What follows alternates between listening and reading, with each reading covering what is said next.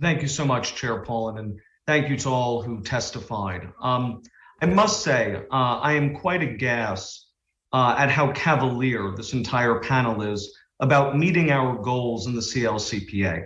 You all testified that we are not on pace to meet those goals, yet you seem unwilling to even contemplate any new ideas to make sure that the state could harness 20 million people and an economy that is about the size of South Korea to make sure that we meet this climate challenge that we all face.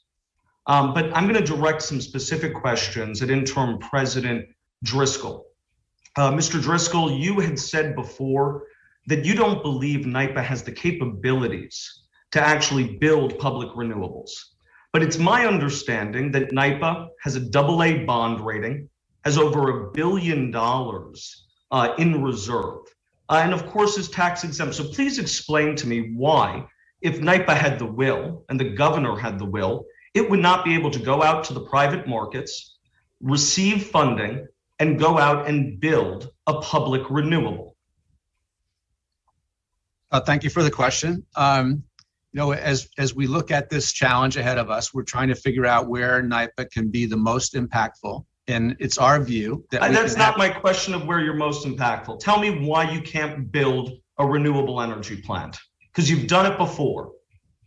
Well, the way we currently operate, we're not set up to go out and build renewable projects. We don't have any construction workers that we employ here at NYPA. We contract with other developers to build those projects. That's sort of the model that we follow. Fair enough, sir, but answer my question. You have a AA bond rating. You've got over $1 billion in reserve. It's our job as the legislature to pass legislation and public policy. If we were to do that, would you be able to build a renewable energy plant? I guess my only answer to the question would be that we've got a lot of work in flight. We've got money dedicated to transmission. Your lack of an answer, sir, is a clear yes. You personally don't think NYPA should build a renewable energy plant, and that's fine. However, you have the bond rating, you have the resources, and if the legislature gave you the ability to build those plants, you would.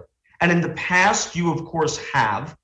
And your claims, and I'll let you answer this one, your claims that it would be financially impossible to provide the energy that is in the bill is just patently untrue. The bill, let me go through the points. By 2030, you'd have to provide all renewable energy to state-owned buildings. By 2035, you'd have to provide it to municipally owned buildings as long as that the energy that you were providing was at or less than the market rate. And then any excess energy that you create, you would then have to provide at a 50% subsidy to low-income communities. That's what the bill says.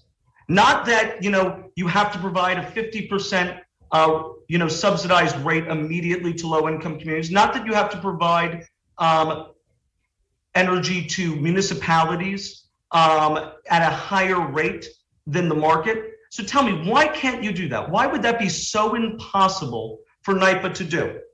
Well, as you know, NYPA does a lot of great work around the state. We support a lot of initiatives, including the Canal Corporation and other initiatives, EJ work, R&D work on behalf of the utility industry. And much of that work is paid for by the market sales that we make into the wholesale market. So if we're not going to have any market power available to sell into the market, we're going to have to stop doing something.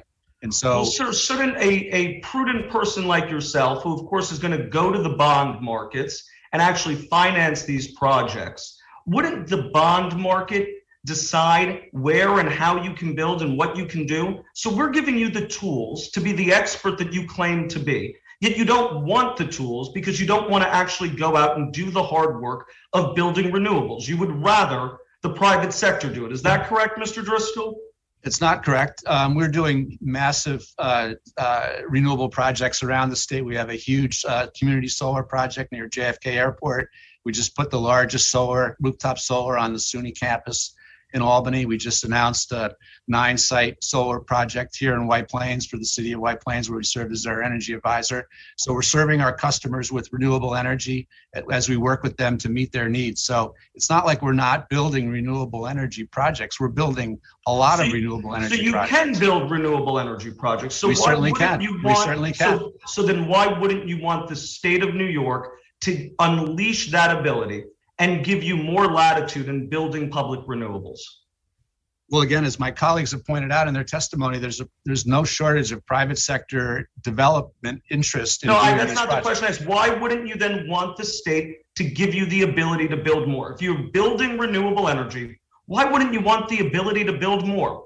I'll let Mr. Driscoll answer that, but then Bobby, I gave you a few extra minutes, and then we're going to move to the next speaker. Go ahead, Mr. Driscoll.